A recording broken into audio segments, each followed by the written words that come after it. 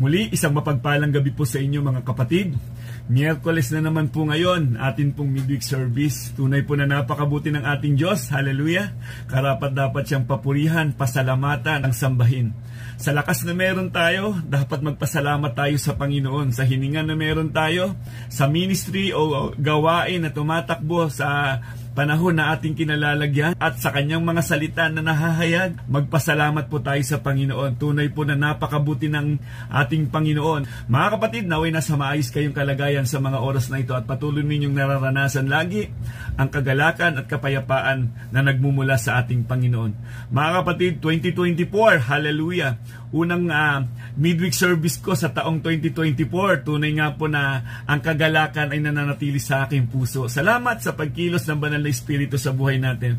At mga kapatid, mayroon na po tayong napasimulan muli na outreach program. Naway maging kabahagi po kayo sa mga gawaing ito. Kasama po kayo mula nung naligtas po tayo. Kasama po tayo sa babalikat sa gawain ng ating Panginoong Diyos. Huwag po natin kakalimutan ang Great Commission sapagkat nandyan po ang pagpapala ng ating Panginoon. So mga kapatid, nais po namin kayong makasama. Mayroon na po tayo sa Valenzuela na pinasisimulan ng ating pastor at mayroon din po tayo sa Papagray na pinasisimulan ng inyong lingkod. Nawa, mga kapatid, kung saan kayo komportable, na samahan niyo po kami na mag-win po tayo, mag-abot po tayo ng mga kaluluwa sa mga lugar na ito. At alam naman po natin sa bawat hakbang ng ating pananampalataya, kasama po natin ang Diyos. Kami po'y naniniwala, may pagpapala po yan dahil yan ang pangako ng Panginoon sa Matthew chapter 28. Turuan ninyong sumunod ang lahat ng mga tao ayon sa kanyang utos at ang pangako niya, alagi natin siyang kasama. At salamat sa Panginoon, yung dating naging bigat natin sa buhay ng 2023, wag na po nating pasanin. Harapin na po natin ang 2024, nariyan ang pananampalataya na nagmumula sa ating Panginoong Diyos. Kailangan lamang po natin itong ihakbang dahil ayon po sa salita ng Panginoon, kinalulugdan ng Diyos ang may pananampalataya. Kaya gamitin po natin ang pananampalataya. Mag-level up na po tayo sa paglago sa ating pananampalataya at kami po'y umaasa ngayong 2024 mangyari nawa, loobin nawa ng Panginoong Diyos na magkaroon na po tayo ng outreach. Kami po, kung tutuusin talaga nga po, sa iniisip namin, hindi pa po namin alam kung ano talaga ang mga plano dito. Tanging sa Diyos lamang po kami umaasa, kaya nga po, every dawnwatch, ipinapanalangin namin yan. Hindi kami nagtitiwala sa sarili naming mga natutunan. Umaasa lamang po kami kung ano ang magagawa ng Diyos sa 2024 sa buhay namin. Ang tanging gagawin lamang po natin mga kapatid, humakbang po tayo sa pananampalataya. Dahil ako po'y naniniwala, kasama natin ang Diyos na makapangyarihan sa lahat. Dahil yan ang plano ng Diyos, maabot ang lahat ng mga tao na naroon pa sa kadiliman at madala sila sa liwanag sa pamamagitan ng ating Panginoong Hesukristo. So, sa gabing ito, may bagong panawagan na naman po ang ating Panginoon. At tunay nga po na napakabuti ng ating Diyos. Kung naalala po ninyo, nung nakaraan, na ako po'y nag-share nung midweek service,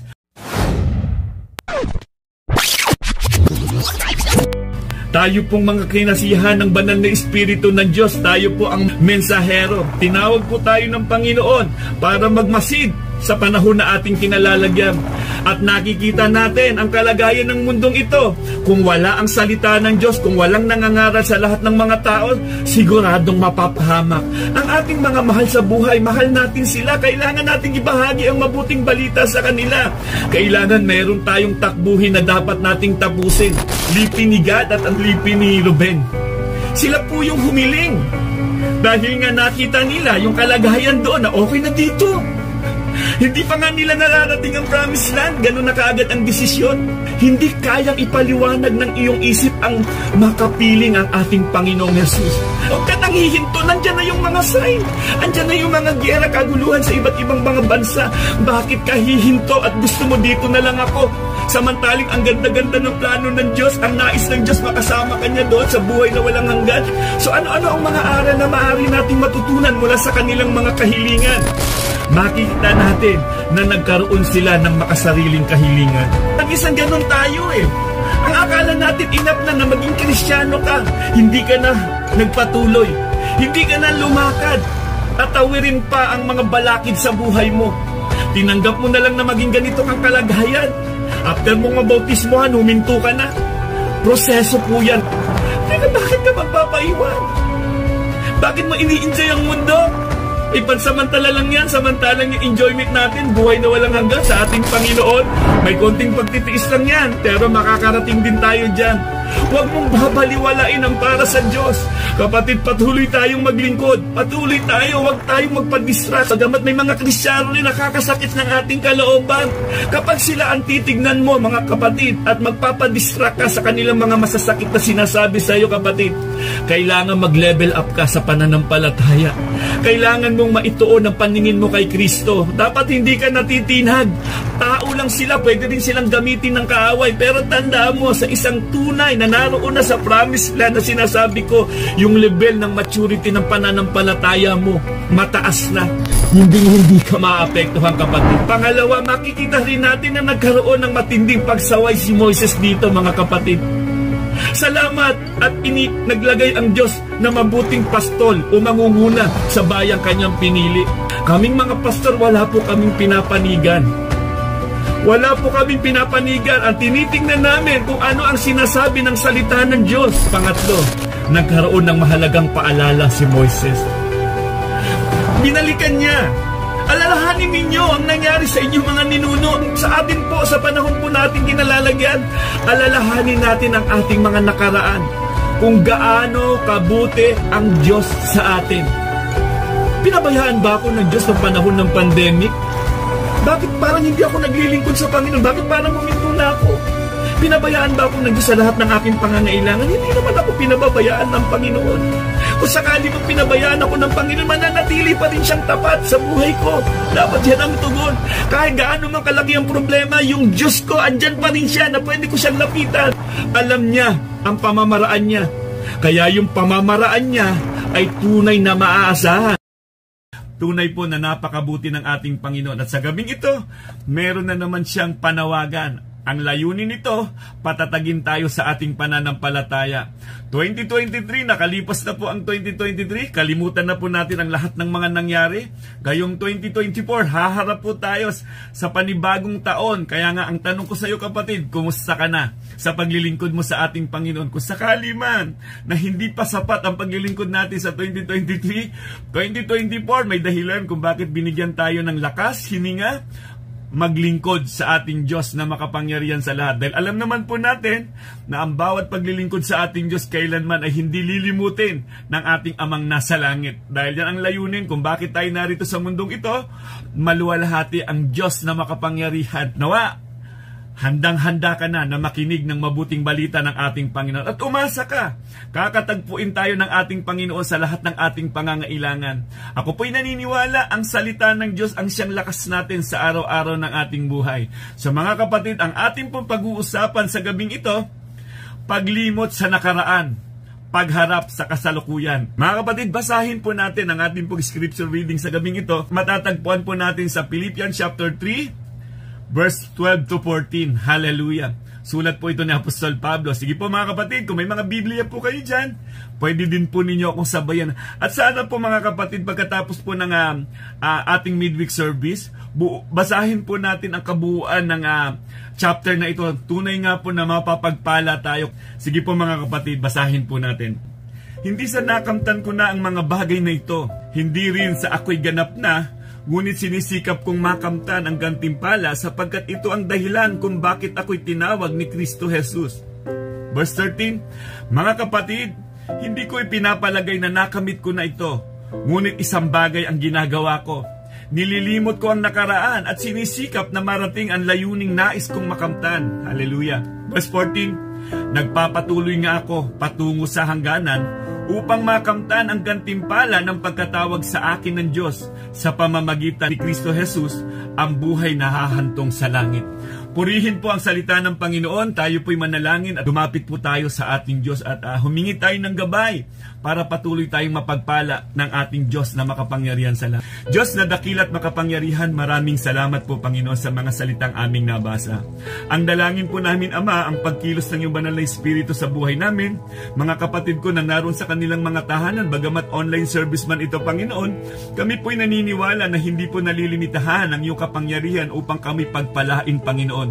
Nariyan ang iyong mga salita na matanim sa aming mga puso at magdulot ito sa amin ng paglago ng aming pananampalataya, Ama. Ang dalangin ko po, Ama, ang pagkilos ng iyong banal na Espiritu, Ama, sa buhay ng bawat isa sa amin. Gamitin niyo po ako, Ama, bilang daluyan ng inyong pagpapala at kayo po ang laging makita at maparangalan sa buhay kong ito, Ama. Maraming salamat po sa isang napakalaking pribilehiyo na ako'y maging daluyan ng pagpapala niyo. Maraming salamat po, dakilang Diyos. Purihin ka, luwalhatiin ka, sapagkat ikaw ang Diyos na banal at makapangyarihan sa lahat. Sa inyo lamang po kami aasa, Panginoon. Hayaan niyo po mahayag ka sa aming kalagitnaan sa gabi ito.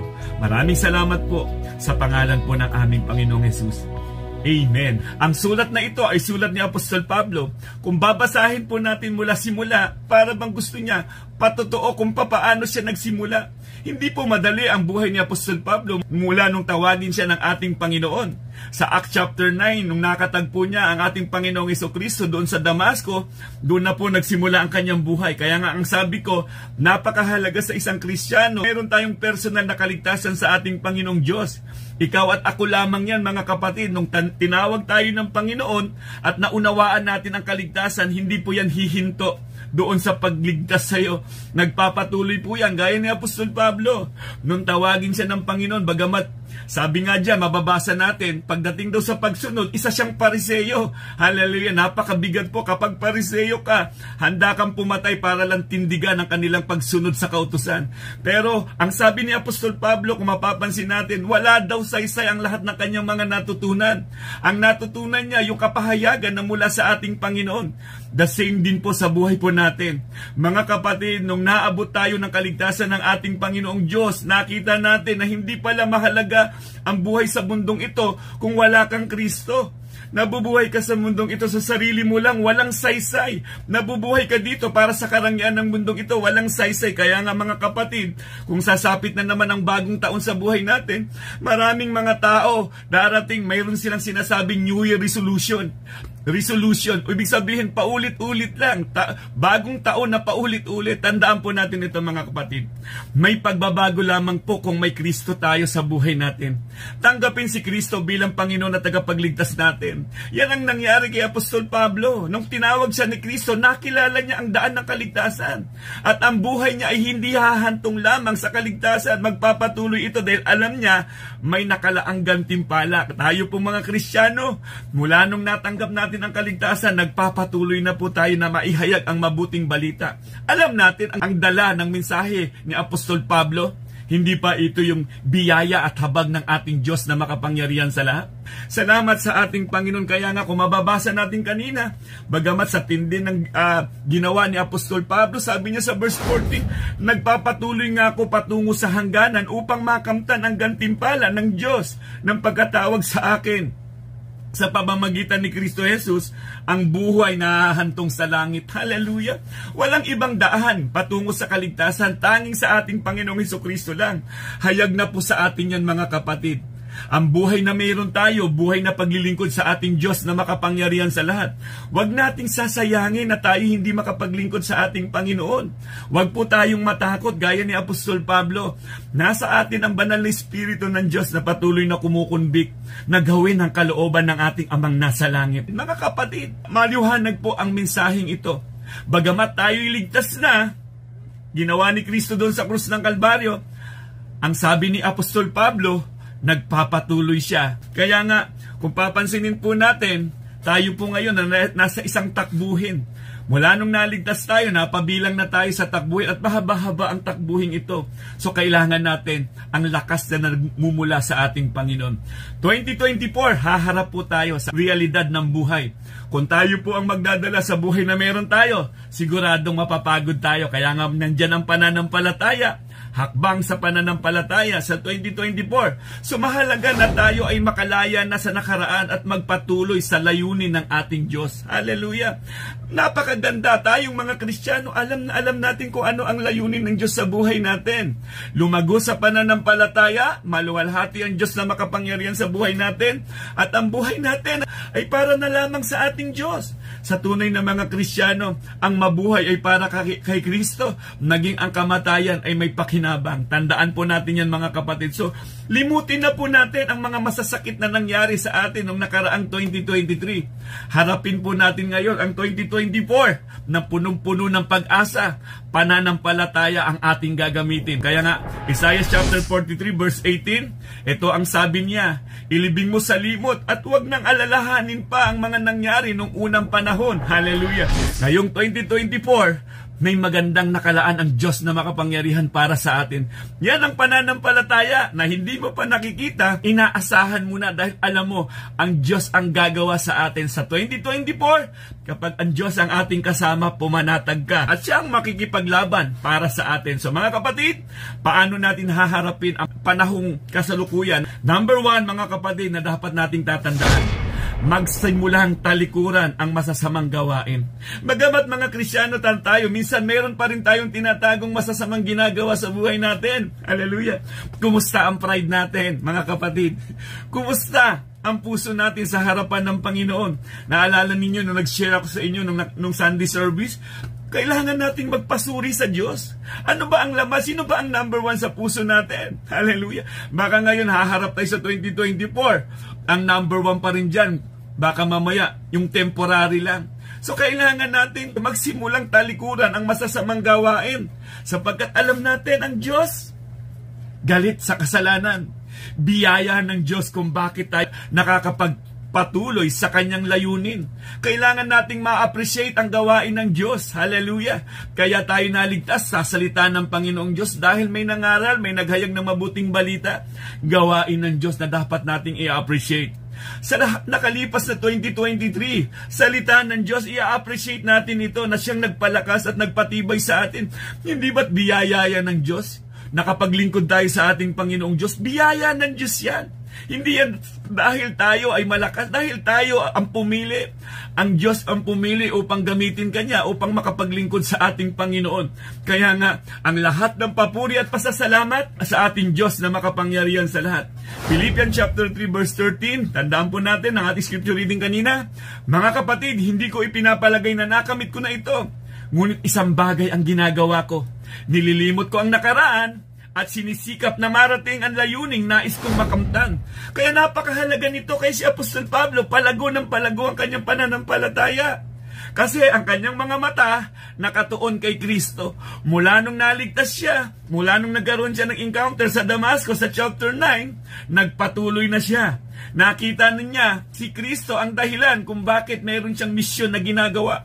Tayo po mga kapatid bilang mga mananampalataya, si Kristo ang dahilan kung bakit mayroon tayong change life, change character, good work, soul winning disciple. Yan ang bunga ng banal na Espiritu sa buhay natin. Kaya layuan na natin anyo ng mga kasamaan, kasalanan, dahil hindi tayo makakapagpatuloy sa 2024. Kaya nga napakagandang paalala nito, Hebrews chapter 12 verse 1. Kaya nga dahil napapaligiran tayo na napakaraming saksi, talikuran na natin ang kasalanan at ang anumang balakid na pumipigil sa atin. Buong tiyaga tayong tumakbo sa paligsahan ating sinalihan. Hallelujah! Hindi tayo makakatagal sa takbuhin kung dala-dala pa rin natin ang mga pasanin, ang mga kasalanan, ang mga balakid sa buhay natin. Mag-level up na tayo, yung pananampalataya natin, gamitin natin, palaguin natin, subukan na natin humakbang sa downwards prayer. Subukan na natin humakbang sa bawat gawain na inilagay ng ating Panginoon. Sa lahat sa araw ng pananambahan, mahalaga dapat sa isang tunay na Kristiyano yan.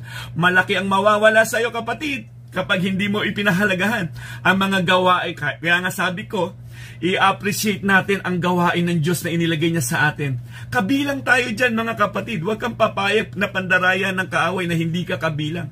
Kasama ka. Kung sinasabi mong Kristiyano ka, kasama ka. Magpatuloy na tayo sa layunin ng ating Panginoong Diyos. Hallelujah! Mga Kingsmen, tandaan po natin, Hakbang sa pananampalataya. Ano man ang mga pinagdadaanan natin, iwan natin sa ating tahanan, punta tayo kung saan naroon ang salita ng Diyos at doon tayo lalago. Makikita natin ang paglago ng ating pananampalataya.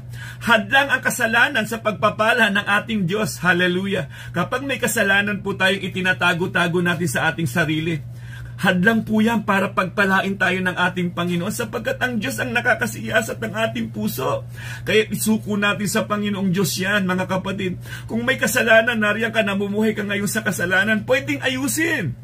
Pwedeng magpaayos sa Panginoong Diyos. Sapagkat ang Diyos natin, kapag ikaw ay lalapit at magpapakumbaba sa Kanya, sabi nga dito sa 2 Chronicles chapter 7 verse 14, ngunit ang bayang ito na nagtataglay ng aking karangalan ay magpakumbaba, manalangin, hanapin ako at talikuran ang kanilang kasamaan. Papakinggan ko sila mula sa langit. Patatawarin ko sila sa kanilang mga kasalanan. Muli kong pasasaganain ang kanilang lupain. Hallelujah. Pangako ng Diyos sa kanyang bayan. At ngayon mga kapatid, tayo ang bayan ng Diyos. Hallelujah.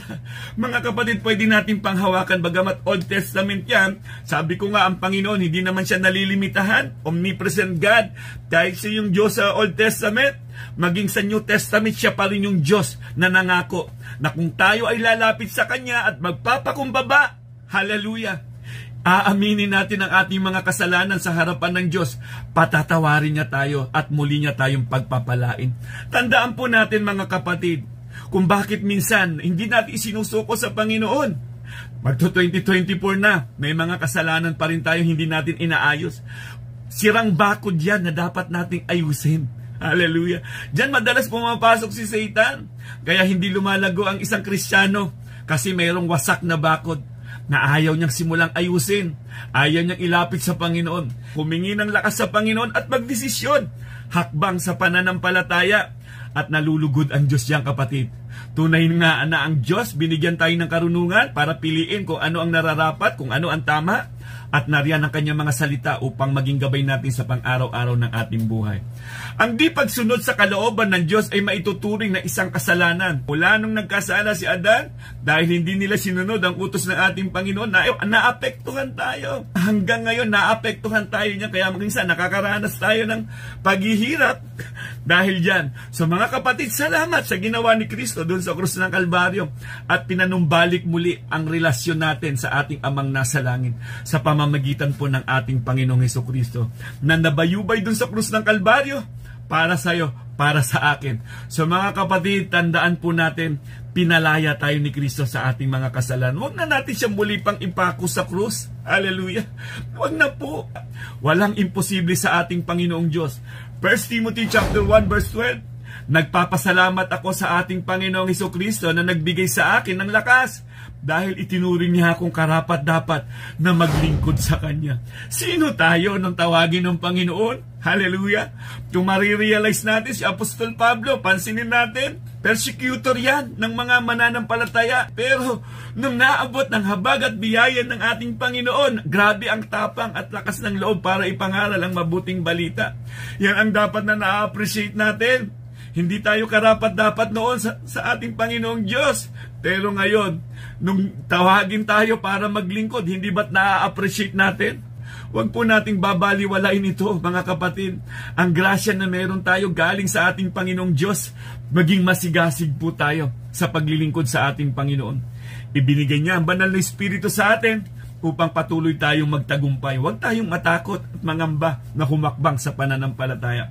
Pangalawa, mga kapatid, matuto sa nakalipas na taon. Hallelujah.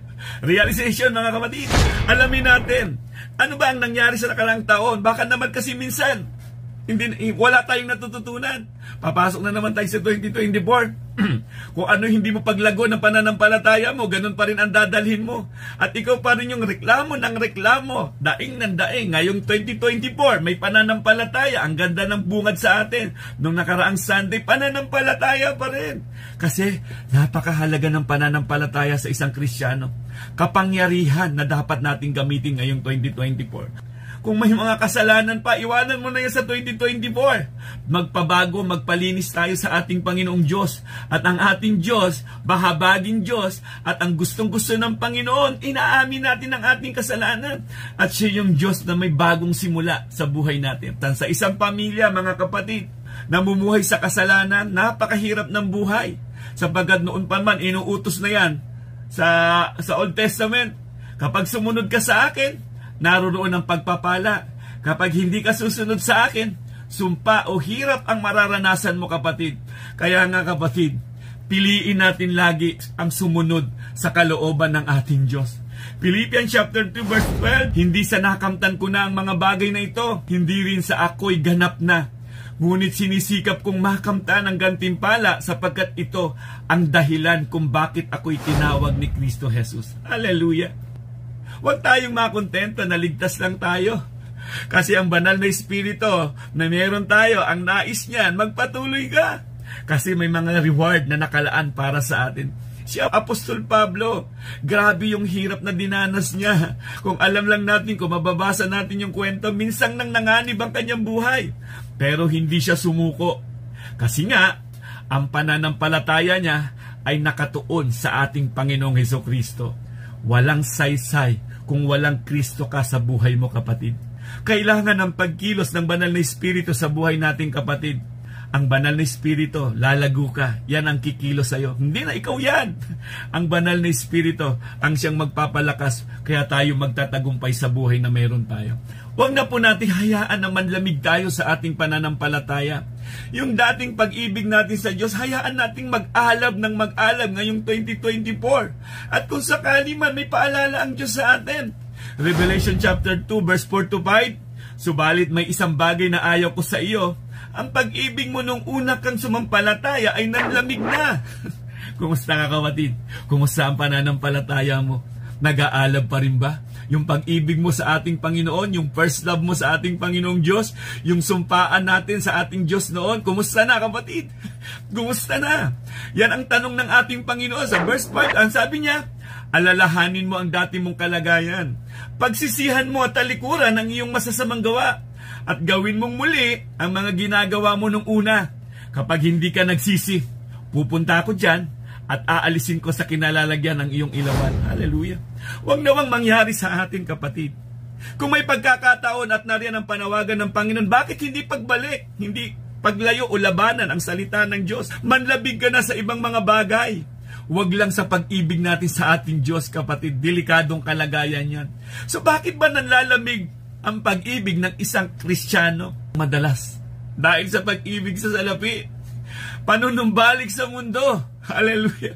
Si Apostol Pablo, naranasan yan. Marami sa kanyang mga kasama niya dati na numbalik sa mundo.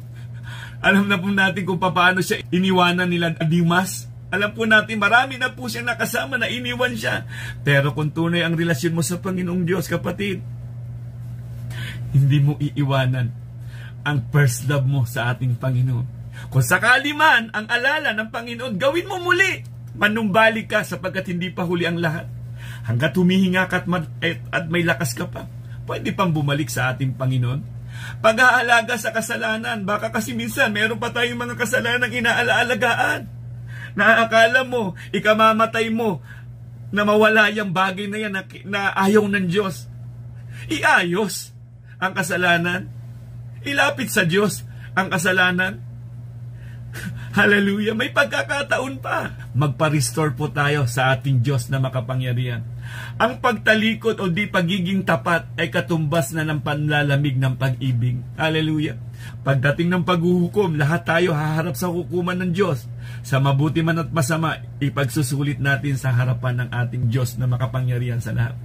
Pansinin po natin, mga kapatid, sa isang mag-asawa. Mapapansin mo kapag mayroon ng ibang ginagawa o karelasyon ang kapartner mo, nanlalamig na sa dati niyang pag-ibig. Hinahanap-hanap mo na yung dati niyang lambing. Ganon din tayo sa ating Panginoong Diyos. Ang gusto ng Panginoon yung first love, kung gaano natin siya pinahahalagahan. Dapat kung mahal mo, number 1 siya lagi sa buhay mo. Hallelujah. Nakaalala niyo ba nung minsang ma-inlove tayo? Hindi ba wala na tayong ibang bukang bibig? Inaawitan pa nga natin minsan. Ayaw nating mawalay sa presensya niya. Di ba? Ganun dapat ang manatili sa atin mga kapatid. Sa isang pamilya, nakikita po yan.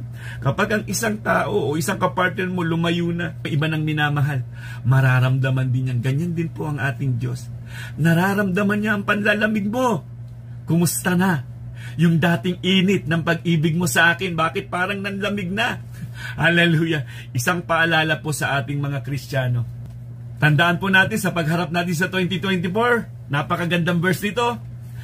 Kawikaan chapter 3 verse 5 to 7. Kayawi ka magtiwala buong puso at lubusan, at huwag kang mananangan sa sariling karunungan. Hallelujah! Sa lahat ng iyong gawin, siya nga'y alalahanin upang ika'y patnubayan sa iyong mga tatahakin. Huwag mong ipagyabang ang iyong nalalaman. Igalang mo't sundin si Yahweh at lumayo ka sa kasamaan. Hallelujah! Yan talaga ang mababasa natin sa Bible. Sapagkat alam natin ang Diyos natin ay banal, banal, banal. Talagang kalaban niya ang kasamaan o ang kasalanan. Mga kapatid, pinalaya na tayo sa kasalanan. Romans chapter 3 verse 18, alipin na po tayo ng katwiran ng ating Panginoon. At bilang alipin ng katwiran ng ating Panginoong Diyos, ambasador na po tayo ni Kristo. Tayo po ang tagapagdala ng pag-asa na nagmumula sa ating Panginoong Jesucristo. Ang liwanag ni Kristo ay nasa sa atin na mga kapatid. Mga kapatid, maka-impluensya nawa tayo sa ating mga mahal sa buhay, sa ating mga trabaho. Makita nawa lagi si Kristo sa buhay natin. Pangatlo po, magpatuloy na lumago sa salita ng Diyos. Ang mga tunay na Kristiyano, tunay nga pong nananabik sa salita ng Panginoon, mga kapatid. Dahil nasa atin ang banal na Espiritu ng Diyos na laging nagugutom na makinig ng salita ng Diyos. At ang salita naman ng Diyos ang siyang bumabago sa buhay natin. Hallelujah! Kaya kapatid, kung hindi ka bumababad sa salita ng Diyos, hindi ka mababago. Hallelujah! Hanggat nabubuhay tayo, patuloy tayong lumago sa salita ng Diyos. As we mature, we must grow in faith. Habang tumatanda ka, tumatanda din ang pananampalataya mo. Nagle-level up ka din, mga kapatid. Huwag mong ipaiiwan ang pananampalataya. Kaya nga nariyan ang salita ng Diyos. We must also grow in His Word. Hallelujah! Dapat nadadagdagan din yung kaalaman natin sa salita ng Diyos. Kaya nga daw yung mga matatandang Kristiyano ay full of wisdom. Marami tayong matututunan sa mga matatandang Kristiyano na sa kanilang mga nakaraan sa buhay, experience, patutuon nila sa buhay.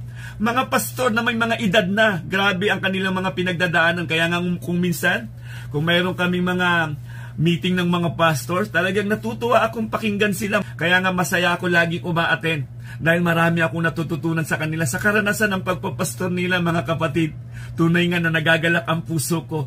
Kasi kung bukas ang kalooban mo na pakinggan ang kanilang mga patutuo bilang matatandang Kristiyano o matatandang pastor na mahaba-haba na ang nilakbay, gaya ni Apostol Pablo sa kanyang mga sulat, isang patutuo na ang gusto ni Apostol Pablo, tularan nating mga mananampalataya ngayon. Magpatuloy tayo, bagamat kung ano man ang nakamtan mo ngayon, mag-level up ka pa. Kung ano man ang level ng pananampalataya mo noong 2023, mag-level up ka pa. Magpatuloy tayo sa takbuhin ito.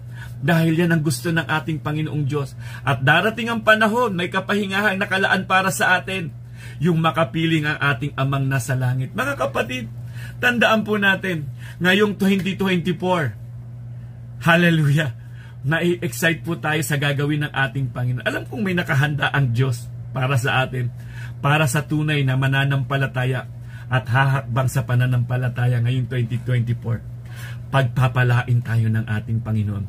Philippians chapter 3, verse 14, sabi niya Apostol Pablo, nagpapatuloy nga ako patungo sa hangganan upang makamtan ang gantimpala ng pagkatawag sa akin ng Diyos sa pamamagitan ni Kristo Jesus, ang buhay na hahantong sa langit. Hallelujah! Ang ganda!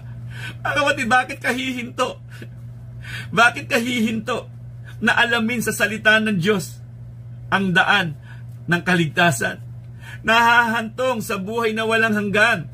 Kaya nga bumabad tayo sa salita ng Diyos. Hallelujah!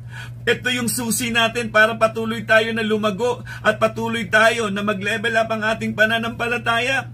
Si Apostol Pablo, ito yung dala-dala niya. Kaya nga sabi niya doon sa mga Gawa chapter 20 verse 24, subalit walang halaga sa akin ang aking buhay. Magawa ko lamang ang aking tungkulin at matapos ang gawaing ibinigay sa akin ng Panginoong Hesus. Ang pagpapahayag ng magandang balita tungkol sa kagandahang loob ng Diyos para sa tao. Hallelujah. Yan ang mensahe na meron tayo as a Christian. Yan ang daladala natin, ang mabuting balita na ibahagi sa lahat ng mga tao. Sabi nga ni Apostol Pablo, yung buhay niya wala nang halaga. Ang buhay natin dito sa mundo ay buhay na para kay Kristo. Hindi na dapat tayo na-attract kung ano man ang inaalok ng sanlibutan. Hallelujah. Dapat pagdating sa paglilingkod sa Panginoon, nag-uunahan na. Wala nang magpapaiwan. Dahil itong 2024, hallelujah, kung darating ang Panginoong Diyos, nawa, naihakbang na natin ang ating pananampalataya, sapagkat hindi naman po sikreto ang pagdating ng ating Panginoon. Sa mga tunay na Kristyano, hindi po sikreto. Kaya minsan mapapansin ninyo yung pag-alab ng paglilingkod nyo ngayon, kakaiba. Pero tandaan ninyo, may kaaway na humahad lang. Magpatuloy lamang po tayo. Kung alam nating kasalanan, huwag na po nating apakan. Ako sa tingin mo na parang talo ka. Pero kung may pananampalataya ka at alam mong sa gawain ng Diyos yan, umasa kang hindi ka pababayaan ng ating Panginoong Diyos. Mararanasan mo ang isang buhay na ganap at kasiyasiya. Dalhin natin ang mabuting balita na nagmumula sa ating Panginoong Diyos. Kaya nga sabi dun sa Romans chapter 10 verse 17, kaya ang pananampalataya ay bunga ng pakikinig, at ang pakikinig naman ay bunga ng pangangaral tungkol kay Kristo. Hallelujah. Purihin ang Diyos na makapangyarihan sa lahat. Sa paglago ng pananampalataya, kailangan ang absorb and observe sa salita ng Diyos. Kailangan nating namnamin. Kailangan nating tanggapin ang salita ng Diyos at observe. Kailangan nating alaming mabuti itong salita ng Diyos na ito sa buhay natin. Magrema sa buhay natin ang salita na ito at maipamuhay natin. Salita ng Diyos ang ginamit ni Jesus para palayasin si Satanas. Matthew chapter 4 verse 10, kaya't sumagot si Jesus, lumayas ka Satanas, sapagkat nasusulat, ang Panginoon mong Diyos ang dapat mong sasambahin at siya lang ang dapat mong paglilingkuran. Kapatid, kung mayroon tayong ganyang pangahawak sa salita ng Diyos, walang magagawa ang kaaway. Kapag tama ang aksyon o takbo ng buhay mo, gaya ni Job, anumang pagsubok ang dumating sa buhay mo, tiyakin mo kasama mo ang Diyos. Pero kapag meron kang mga maling ginagawa, malamang palo ng Diyos yan para ipanumbalik ka. Kapag tandaan po natin ito, pamamaraan ng Diyos. Kung sakali mang alam mong may mali kang ginagawa at pinalo ka na ng Diyos, balik na sa ating Panginoon. At kung sakali naman, nagpapatuloy ka na sa paghakbang mo sa pananampalataya, talagang inihahakbang mo ang pananampalataya mo pagsunod sa ating Panginoon, umasa kang kasama mo ang Panginoon. Ang ending yan, pagpapala. At makikita mo yung level ng pananampalataya mo, iba na, hindi na matitinag ng anumang mga pagsubok. Mga kapatid, kilalanin si Satanas bilang manunukso. Kaya kailangan natin ang salita ng Diyos para malabanan siya. Kaya nga naalala ko yung kanta na, utukso, layuan mo ko. May mga kanta ang mundong ganun, pero hindi ganun si Satan. Hindi kanya lalayuan, lalapitan kanya. So kung mayroon ka salita ng Diyos, kapatid, walang magagawa ang kaaway. Kaya nga dapat lagi tayong lumalim sa salita ng Diyos. Hallelujah. Ang tunay na Kristiyano, kailangang lumago sa salita ng Diyos upang magtagumpay laban kay Satanas. Hallelujah. Kaya wag nating pababayaan ang pagdalo sa mga bawat gawain ng ating Diyos. Hindi pwedeng sinasabi mong mahal mo ang Diyos pero ayaw mo sa gawain ng Diyos. Lord, ikaw ang number 1 ng buhay ko. Teka lang, bakit wala ako? Bakit hindi ka nagpapalago sa spiritual na kalagayan mo? Salita ng Diyos ang kailangan ko. John chapter 5 verse 39, ang sabi ng Panginoon, sinasaliksik ninyo ang mga kasulatan sa paniwalang doon ninyo matatagpuan ang buhay na walang hanggan. Ang mga kasulatang iyan ang nagpapatotoo tungkol sa akin. Hallelujah. Alam natin na ang salita ng Diyos ang nagpapatotoo tungkol sa ating Panginoong Hesukristo. Gamitin natin ito bilang weapon laban sa pakanan ng kaaway. Colossians chapter 3 verse 16, ang salita ni Kristo ay hayaan ninyong lubusang manatili sa inyong puso. Turuan ninyo at paalalahanan ng isa't isa ng may buong karunungan. Buong puso kayong umawit ng mga salmo, mga himno at mga awiting espiritual ng may pagpapasalamat sa Diyos. Hallelujah. upang hindi tayo madaig ng anumang pakanan ng kaaway? Babad sa salita ng Diyos. Hallelujah! Huwag natin pababayaan ang bawat gawain. Ang pananalangin, huwag natin pababayaan, kapatid. Isang pribilehiyo yan. Hakbang sa pananampalataya sa 2024. Hallelujah!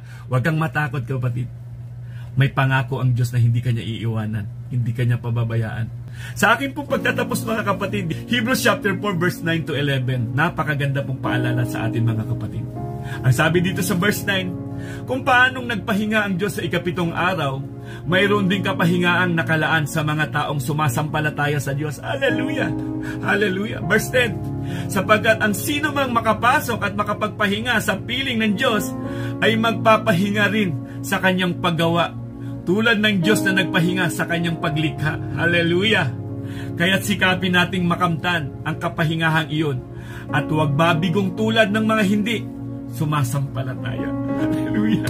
Purihin po ang ating Diyos. Mga kapatid, isang paalala ito. May inilaan siyang kapahingahan para sa atin na kasama natin ang Diyos na makapangyarihan sa lahat.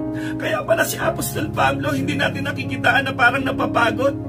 Kasi nga, mga kapatid, dahil sa banal na Espiritu ng Diyos na nagpapalakas sa atin at sa ating pananampalataya kay Kristo, ay nakakapag-ministry tayo.